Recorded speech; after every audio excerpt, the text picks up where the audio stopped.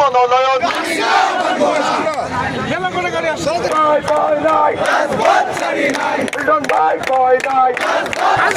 বিএনপির নেতা কর্মীদের খোঁজ খবর নিল না, তাকে মনোনয়ন দেবে আর এখানকার বিএনপি চুপ করে বসে থাকবে, তা হতে পারে না।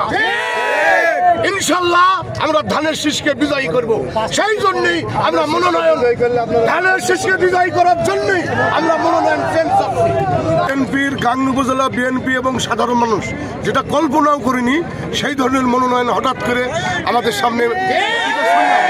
এটা গাংনীর জনগণ, গাংনীর বিএনপি, গাংনীর যুবদল, গাংনীর ছাত্র দল, গাংনীর স্বেচ্ছাসেবক দল, গাংনীর মহিলা দল, গাংনীর প্রত্যাখ্যান করছে এই মনোনয়ন।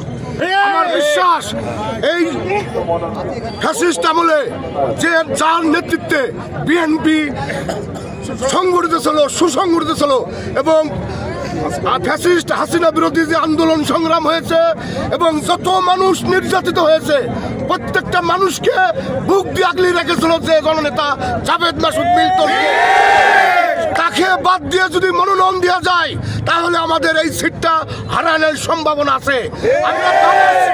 আমরা মনোনয়ন মানি না, মানব না, প্রত্যাশিত মনোনয়ন মানব না।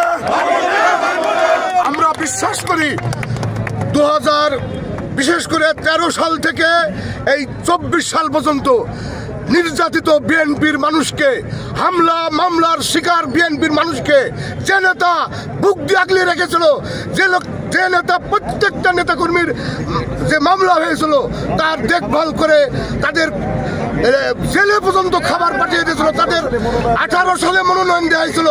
তারপর থেকে বিএনপিকে সমস্ত কার্যক্রম বিএনপিকে সে টিকিয়ে রেখেছিল এবং মেহেরপুর জেলা বিএনপির সভাপতি হয়েছে মিল্টন। বিএনপি একদিকে আর ধানের শীষ অন্যদিকে, এটা হতে পারে না। এটা গাংনীর জনগণ, গাংনীর বিএনপি মেনে নেবে না। আমরা যতদিন পর্যন্ত এই মনোনয়ন শেষ না হবে ইনশাল্লাহ রাস্তায় থাকবো।